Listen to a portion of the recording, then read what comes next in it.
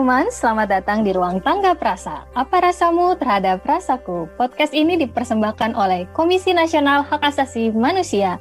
Happy Humans, apa kabar semuanya? Semoga dimanapun kamu berada, kapanpun kamu mendengarkan ini, tetap keadaannya sehat dan baik ya. Nah, untuk episode kali ini Radia ditemani oleh teman baru kita, host kita yang baru di Ruang Tangga Prasa. Namanya itu Wahyu atau biasa dipanggil Wei. Kita panggil aja yuk langsung Wahyu. Wei. Halo, Happy Human semuanya. Halo Wahyu. Gimana kabarnya Wahyu? Alhamdulillah baik nih. Nah, kenalin diri dulu dong Wahyu ke Happy Humans. Happy Human semuanya, perkenalkan saya Wahyu. Saya sama dengan Radia, saya juga seorang pekerja dari Komnas HAM dan ini baru pertama kali loh saya ikut podcast bersama teman-teman Tangga Prasa yang lainnya. Nah, Happy Humans, makin rame kan Ruang Tangga Prasa. Nah, Wahyu, untuk episode kali ini kita mau ngebahas apa sih, Weh? Apa ya yang menarik ya Radia ya? Atau mungkin kita bahas fotografi, asik kali ya? Fotografi dan HAM gitu. Nah, benar banget Wahyu. Untuk episode kali ini kita akan bahas tentang fotografi dan HAM. Nah, Happy Human semua yang tertarik dengan fotografi dan juga tertarik dengan isu HAM, pantengin podcast Ruang Tangga Prasa kali ini. Untuk narasumber kita pada podcast kali ini adalah Adrian Mulya. Beliau adalah seorang fotografer dan concern banget loh dalam isu-isu HAM. Nah, benar banget Wahyu. Yuk langsung aja yuk kita mulai yuk.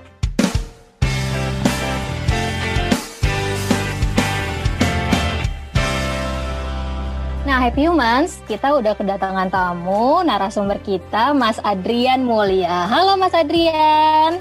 Ya, halo Happy Human. Nah, Happy Humans, Mas Adrian ini merupakan fotografer yang biasanya sih lebih ke dokumenter sama jurnalistik, bener nggak sih Mas? Ya, awalnya jurnalistik, lalu kemudian lebih ke dokumenter. Oke, Mas Adrian. Nah, Mas Adrian, aku mau nanya nih. Awal mulanya nih kenapa sih Mas Adrian tuh suka sama fotografi? Nah, terus sekarang juga kan fotografi HAM juga nih. Awal mulanya itu seperti apa sih? Dan yang aku tahu Mas Adrian pernah nerbitin buku foto ya, yang judulnya itu Pemenang Kehidupan. Kalau nggak salah itu berisi tentang foto-foto potret perempuan penyintas 65. Nah, awal mulanya itu kenapa sih tertarik untuk membuat karya tersebut? Saya kenalin diri dulu kali ya. Iya, boleh Mas Adrian. Kenalin diri dulu aja. Nama saya ya Adrian Mulya. Saya saat ini bekerja sebagai seorang fotografer. Ya banyak dari karya saya emang bertema tentang human rights. Walaupun sebenarnya aku sebagai fotografer ya nggak mengkotak-kotakan karya. Lalu ini karya jadi fotografi HAM, lalu jadi fotografi apa enggak sih? Ya mungkin lebih itu kan karena akhirnya orang melihat banyak karyaku yang banyak di situ ya.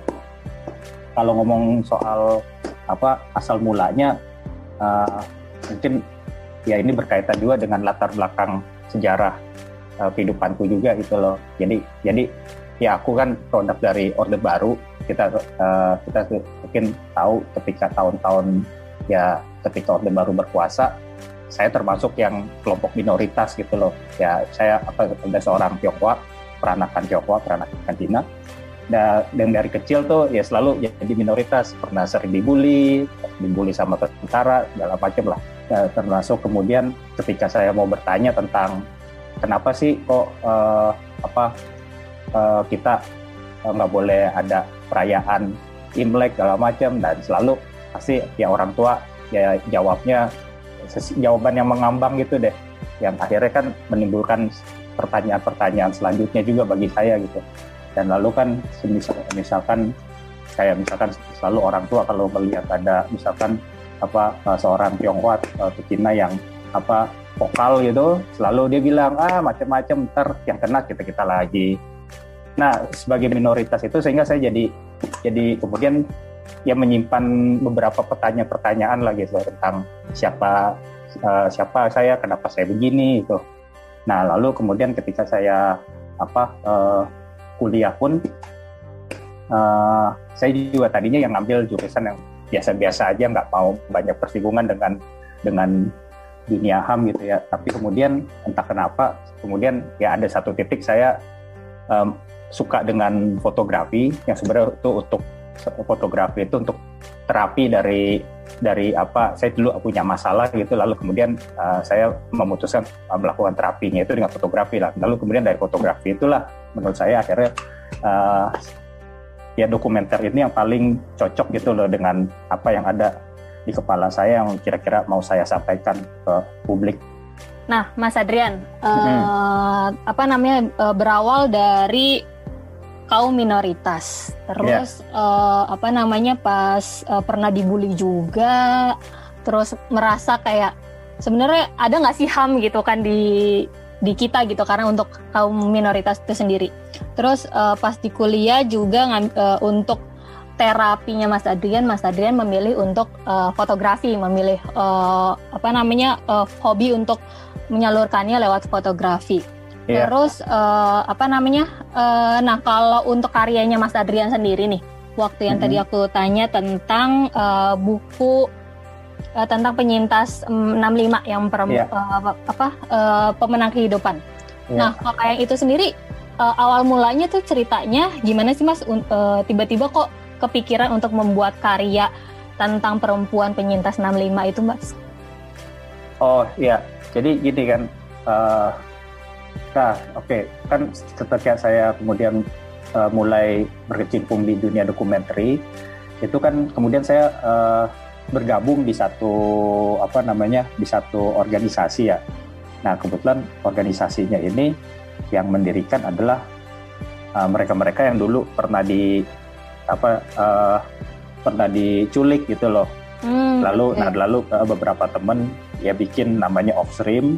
Nah, di situ emang mereka punya moto adalah ya semacam gimana ya, menjadi voice of the voiceless gitu loh. Kayak apa sih, mereka tuh berusaha membuat satu feature atau dokumenter tentang yang semuanya berkaitan dengan human right. Nah, saya bergabung di situ gitu. Nah, di situ kemudian saya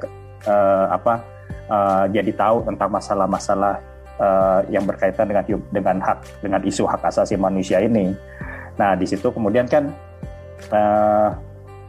ya karena di situ banyak teman-teman yang ya orang hilang gitu. Lalu saya berkenalan juga dengan kelompok ya, Ikatan Keluarga Orang Hilang. Nah, di situ kan itu kan ada ini juga kan bergabung di situ beberapa penyintas 65. Nah, disitulah awalnya tuh saya jadi berkenalan dengan para penyintas 65, khususnya yang ibu-ibu ya. Karena buat saya tuh persoalan 65 itu ada semacam saya ada penasaran terhadap persoalan 65 itu sendiri. Ya kayak misalkan mengapa orang Cina titik baliknya kan dengan adanya pelarangan itu kan di setelah 65 gitu loh. Itu satu. Lalu kemudian saya pernah ada teringat satu buku dulu ketika saya, jadi ada paman saya memberikan buku Xiao Gyokchan. Nah, Xiao Gyokchan itu kan orang Baperki ya. Nah, lalu entah gimana orang tua saya kayak bilang, ngapain baca buku itu? Kan saya jadi penasaran apa sih. Nah, di situ kemudian saya mulai bertanya-tanya gitu loh, ada apa sih dengan 65 ini. Nah, itulah kemudian saya kemudian berkenalan dengan para mbah-mbah, para penyintas 65. Jadi sambil berkenalan saya membuat foto. Di situ juga saya belajar sejarah, termasuk sejarah 65 dan sejarah tentang sejarah ya saya sendiri gitu loh. Mungkin itu ya menurut saya yang kemudian saya memutuskan tertarik untuk ya menekuni isu kasus 65 ini, yang sehingga pada akhirnya yang menjadi sebuah buku itu. Dan lalu kalau kan di buku itu kan saya begitu dekat dengan ya isinya semuanya para mbah-mbah ya, mungkin ya itu berkaitan juga dengan ya karena nggak tahu, saya mungkin termasuk anak emak kali ya, anak mama gitu. Jadi buat saya ketika ketemu para mbah-mbah penyintas ini sama seperti ketemu ya orang tua sendiri sih gitu. Menarik banget Mas Madrian. Nah, aku penasaran sih Mas, sebenarnya kalau fotografi HAM sama fotografi biasa itu bedanya itu gimana sih Mas? Dan kalau tadi kan tentang mbah-mbah penyintas 65 nih. Kalau Mas Adrian sendiri dari sisi fotografer, ada nggak sih treatment atau cara Mas Adrian untuk lebih dekat dengan mbah-mbah itu? Nah ini kan kayak mengulik cerita-cerita mereka terdahulu, apakah mereka trauma kah atau mereka awalnya tuh nggak terbuka dulu sama Mas Adrian, nggak mau difoto dulu atau kayak gimana? Nah itu gimana sih Mas? Ya, jadi sebenarnya gini sih, berkait dengan tadi yang pertanyaan awal tentang fotografi HAM ya. Jadi sebenarnya kan gini sih, kalau saya tuh menggunakan fotografi untuk menyuarakan sesuatu gitu loh. Nah, yang ada kepikiran di kepala saya ya persoalan human right itu ya misalkan tentang 65. Jadi ya saya menggunakan fotografi untuk menyuarakan peristiwa 65 ini yang khususnya yaitu suara dari para penyintas ini. Jadi kalau soal fotografinya kan ya sebenarnya ilmu yang umum lah. Sekarang tinggal gimana kita tuh memberi, kalau kita bumbu nih, masak nih, sekarang kita gimana kita memberi bumbunya itu. Kita mau dia bikin lebih manis, kita mau bikin dia lebih asin atau ada rasa-rasa lain gitu loh. Nah, kalau saya ya akhirnya saya menemukannya semuanya tuh di persoalan human right ini gitu loh. Dan lalu istilahnya kan gimana kita berdiri ya, kita berpijak lah.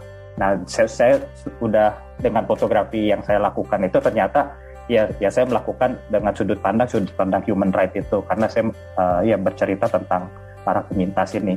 Saya datang ketika saya mau memotret, saya datang sebagai seorang yang mau tahu cerita. Saya bukan datang hanya untuk memotret lalu ya udah selesai gitu urusannya. Nah, di situ mungkin bedanya ya. Jadi kita memperlakukan para narasumber kita itu ya sebagai seorang manusia, bahwa mereka bukan hanya narasumber yang cuma datang, kita tanya terus udah selesai gitu loh. Nggak seperti itu. Jadi ketika saya datang pun saya nggak langsung motret, saya lebih banyak ngobrol, lebih banyak cerita-cerita, dan cerita yang saya ingin cerita yang ingin saya harapkan keluar dari mereka pun nggak langsung serta-merta keluar begitu ya. Pada akhirnya kan cerita itu mengalir dengan sendirinya gitu loh, ketika ya kita kadang-kadang ngobrol dengan santai. Misalnya contohnya ada satu mbah yang awalnya itu nggak mau terbuka kepada saya. Nah, awalnya ketika dia nggak mau membuka diri ya udah saya bilang oh ya udah fine, nggak apa-apa kok mbah gitu. Tapi kemudian pelan-pelan dia mau dan akhirnya jadi dekat sama saya gitu. Jadi ini persoalan pendekatan aja gitu sih. Nah, dan akhirnya ya dia mau saya foto beberapa kali, karena foto yang pertama itu belum menggambarkan, menurut saya belum menggambarkan dirinya gitu. Tapi kemudian setelah saya ambil 2-3 kali baru saya dapat. Nah, ini dia yang cocok. Baiklah Happy Humans. Nah, itu tadi Mas Adrian telah menjelaskan kepada kita bagaimana itu bedanya fotografi HAM dan fotografi biasa. Dan juga kita dengar lagi tadi ya Happy Humans, cerita tentang Mas Adrian bagaimana pendekatannya dengan korban penyintas 65 dalam karyanya tersebut.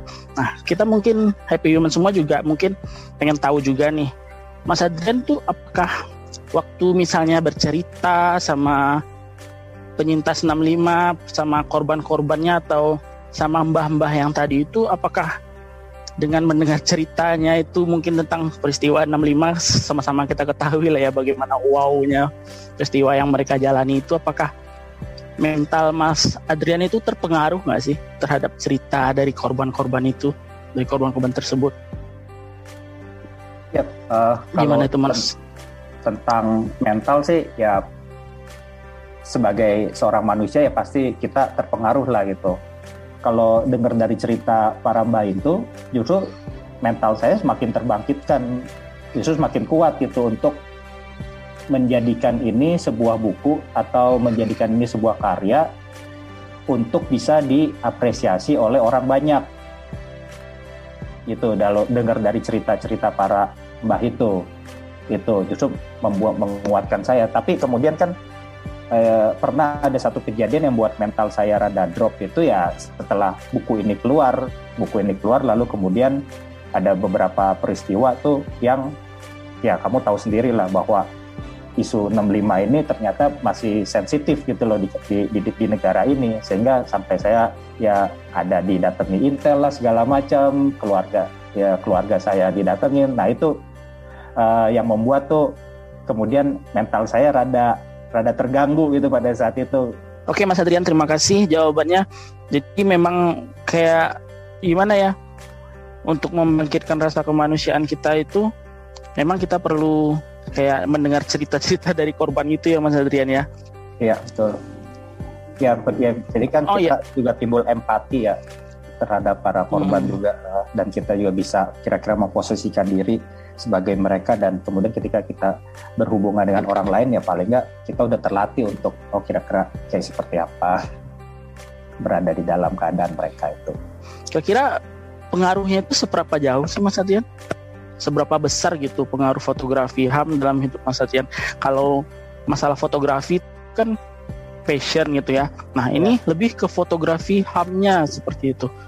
Gimana sih, seberapa besar gitu pengaruh fotografi HAM ini dalam kehidupan Mas Adrian? Ya, dalam fotografi HAM ini kan kita jadi dituntut ya, buat saya sih, saya jadi selalu menuntut diri saya untuk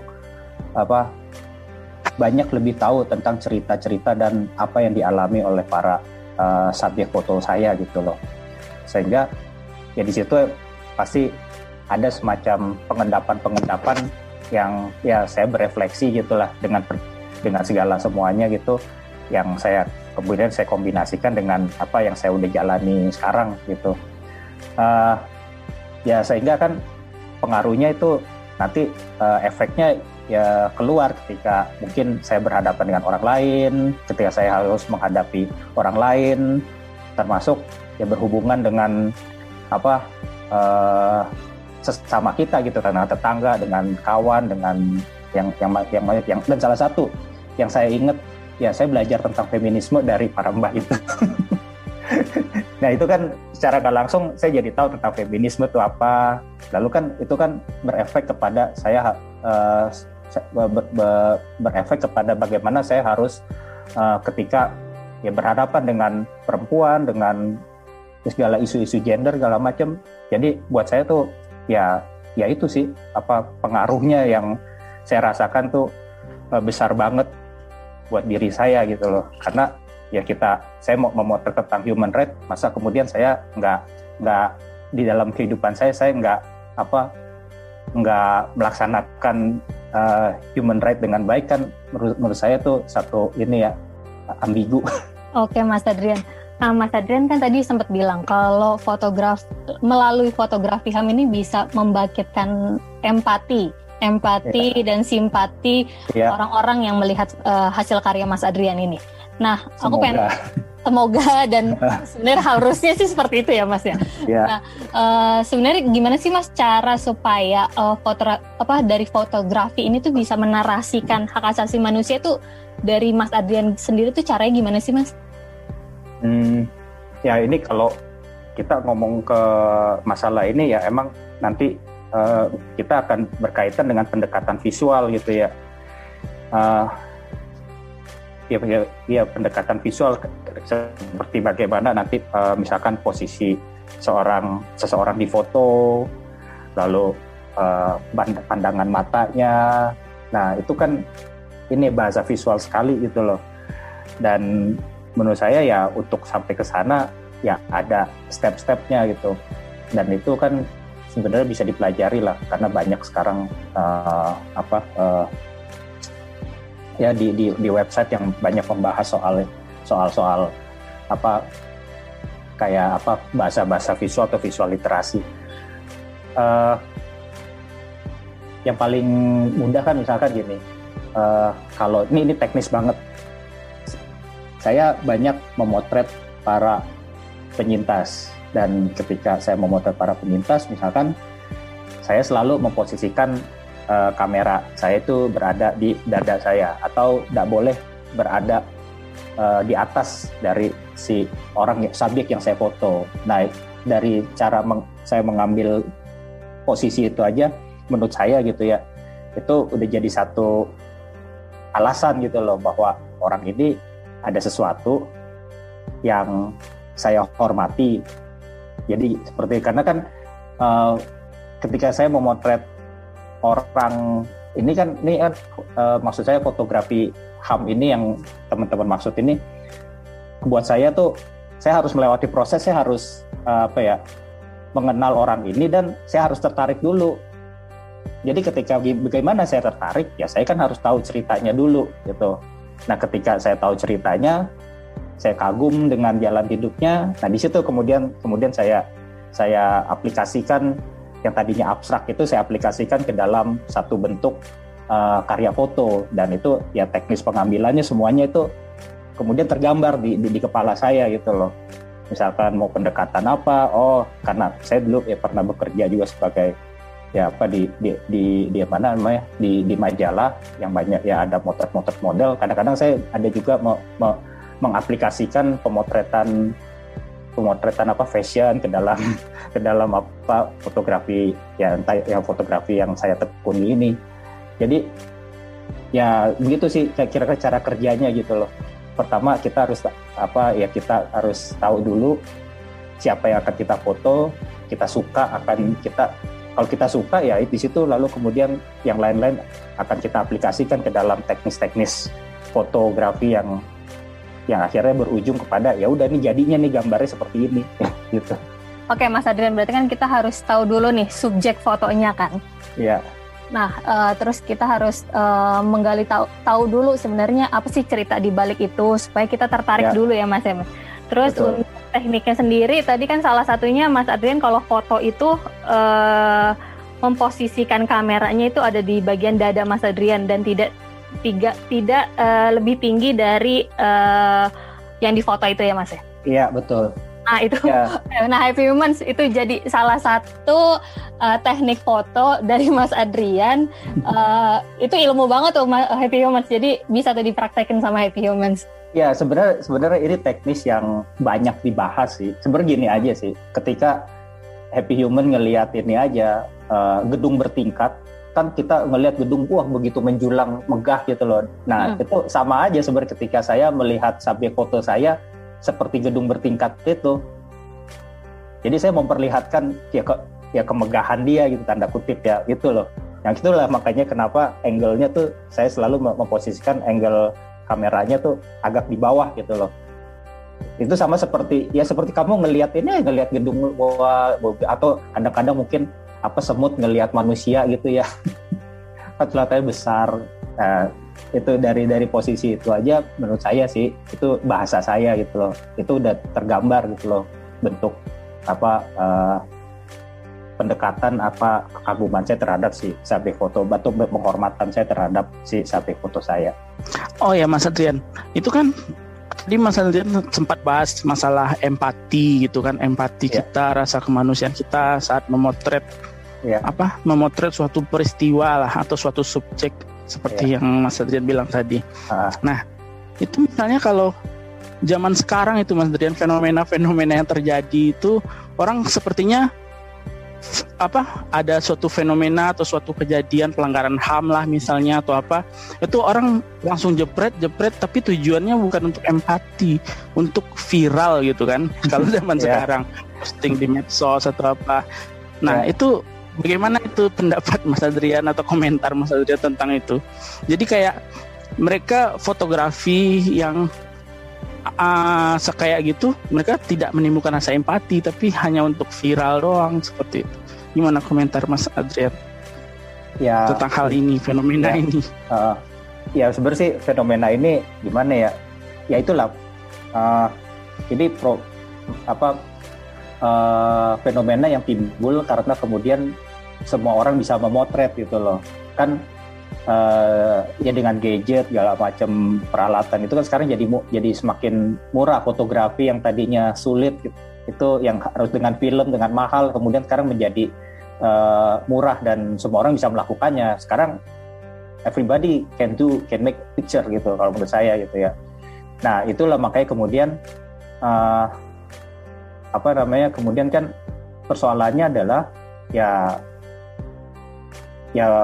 yang memotret ya di drive oleh keinginan untuk memotret aja, dia enggak ada kepentingan atau enggak ada muatan tentang human right, tentang apa di kepalanya gitu ya. Sehingga ya kemudian yang penting ya udah di like dengan banyak orang, kemudian jadi viral ya emang itu tujuannya. Tapi nah makanya kemudian menurut saya yang penting tuh sekarang pada saat ini ya mungkin ya literasi digital, literasi visual yang entah gimana itu supaya itu juga bisa masuk atau bisa dibaca oleh masyarakat pada umumnya. Dan mungkin itu juga yang terjadi sekarang kayak ada masalah disinformasi segala macam itu loh, tentang hoax gitu. Itu kan butuh mungkin bentuk ya literasi digital itu dia termasuk di sini literasi visual. Misalkan kalau literasi visual ya misalkan ya gambarnya misalkan kalau kita memotret orang yang lagi sedang kesusahan, dia sedang sakit untuk lalu kemudian disebar-sebar di medsos itu kan sepertinya buat saya ya nggak elok lah gitu, karena kan ya gimana kamu sekarang seharusnya dia mempertanyakan dirinya dia sendiri gitu loh, apakah saya mau difoto seperti itu ketika saya sakit, ketika saya sedang tidak berdaya. Nah ya itu dia sih problemnya dia karena kan semuanya mungkin terjadi secara instan dan ya berlangsung begitu aja, tapi tanpa ada pendidikan ya. Mungkin soal literasi digital atau literasi visual ini mungkin ya harus dimulai dimulai dari kecil, karena generasi-generasi yang di bawah saya masih kecil-kecil ini juga udah mulai kan, mereka akan menjadi pengguna gadget di masa depan ini ya. Sekarang aja kan anak kecil udah mulai ini kan pakai komputer, pagi sekarang belajar ya, mereka emang harus pakai komputer. Dari Mas Adrian tadi, jadi kita jangan asal potret, asal posting biar viral seperti itu ya, Happy Humans ya. Nah ya mungkin ini jadi ya titik poinnya itu bertanya dulu kepada diri sendiri. Jadi sebelum kita memposting atau ya ini ya, hati-hati dengan jarimu itu. Iya, sebelum harimaumu sekarang. Mungkin harus bertanya dulu kepada diri dia sendiri, bertanya dulu gitu loh. Kira-kira ini apa nih kalau gue posting, efeknya jadi apa ya gitu sih. Jadi Mas Adrian, ini kan Happy Humans yang mendengarkan kita kali ini kan kebanyakan dari anak-anak muda. Ya. Apakah ada pesan-pesan nggak itu Mas Adrian, dari Mas Adrian kepada generasi muda kita saat ini tentang yang tertarik dengan fotografi gitu, dan juga yang tertarik tentang isu HAM? Yang penting ini sih ya, tertarik sama fotografi itu tertarik sama isunya dulu gitu loh. Karena kalau kita sudah tertarik ya nanti kita pasti akan punya keinginan atau drive untuk belajar lebih lanjut.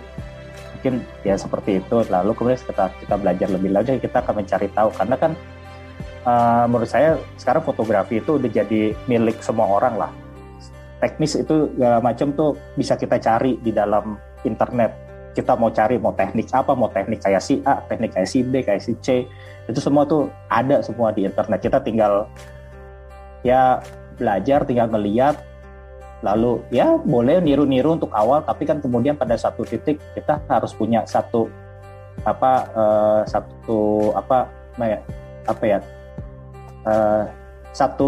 pendapat kita sendiri, apa sih yang mau kita utarakan melalui fotografi itu. Nah soal teknis itu menurut saya sekarang sih ini lebih mudah. Yang sulit itu adalah menemukan yaitu tadi bagaimana bercerita dan keinginan kita untuk mengaplikasikannya di dalam bentuk foto gitu loh. Jadi tuh kalau kita belajar fotografi, kita nggak cuman ngomong soal teknis foto lalu belajar soalnya, tapi kita juga belajar soal untuk melengkapi itu semua kita perlu kacamata lain, misalkan kacamata antropologis, kacamata sosiologis. Ya dalam ini kacamata, kalau yang saya tekuni ya kacamata human right. Persoalan ya human right ini kan, kalau soal 65 ini kan seperti ada kita butuh counter naratif lah dari narasi-narasi yang udah berkembang, yang khususnya milik pemerintah itu loh. Betul, nah itu makanya kenapa kemudian diperlukan strategi supaya generasi-generasi yang lebih muda ini tertarik akan isu ini gitu loh. Nah makanya kan itu diperlukan mungkin strategi advertising lah, strategi apa gitu. Nah kebetulan saya ini kan ya fotografer, dan saya ngelihat ya animo masyarakat terhadap fotografi, dan orang itu lebih mudah tergerak untuk melihat visual kan daripada orang harus dijajeli dengan kata-kata buku segala macam. Nah di situ kemudian ya udah, artinya saya harus membuat foto yang baik gitu loh, untuk supaya orang tertarik dulu, karena setelah dia ngelihat visualnya lalu dia baca ceritanya, nah di situ orang akan semakin mendalami. Kan itu yang saya lihat, kenapa tuh makanya kadang ya kayak literatur buku yang tebel-tebel itu suka nggak nyampe ke anak-anak generasi yang lebih muda gitu loh, karena ya mereka lebih mungkin ya itu gimana membangun ketertarikan mereka dulu, sebenarnya sih itu sih. Nah itu kan makanya ya gunanya mungkin ya misalkan kalau di buku saya gimana, misalkan sampulnya dibikin warna fuchsia seperti itu. Kan itu untuk menarik orang gitu. Oke, makasih banyak Mas Adrian untuk episode Tanggap Rasa kali ini. Semoga Happy Humans bisa mendapatkan banyak manfaat dari sharing-sharing kita kali ini ya. Terima kasih Mas Adrian. Terima kasih, semoga bermanfaat.